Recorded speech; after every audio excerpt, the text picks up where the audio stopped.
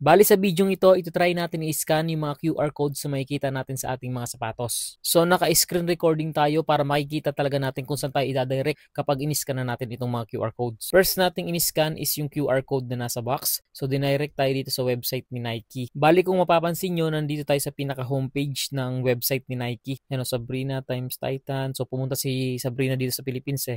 Yan, so legit website po yan ng Nike. Makikita naman sa pinaka-address, yan o, nike.com. So yan po ay legit website ni Nike. Next nating i-scan is itong QR code na nakalagay sa ating lace ng ating sapatos, yung tag na nakalagay dyan, yung nakasabit. So yan, pag in-scan natin yan, so dinirect tayo pa rin kay nike.com. So doon pa rin tayo sa pinaka-page, pero hindi nga lang sa homepage kasi ito ay, kumbaga, learn more about dun sa sustainability, yung sa pagre-recycle ni Nike. So yung sapatos na to ata, yung ating Downshifter 12 is parang 20% dyan ay kumbaga recycled. Last na nating i-scan is itong QR code na mismong nakalagay sa ating sapatos, yung nakadikit sa loob. So bali again, i-direct pa rin tayo niyan sa pinaka-website ni Nike. So yung address, check nyo, nike.com pa rin. May mga nagsasabi na kapag in-scan daw yan is makikita daw yung serial code ng sapatos. Hindi ko alam, siguro dati ganun ang nangyayari. Pero simula nung nag-resell ako, hindi na po ganun. Ang sure ako na ganun dahil na-try ko na is yung leaning na shoes. Ngayon kung may Nike shoes ka, baka pwedeng pakitry na rin.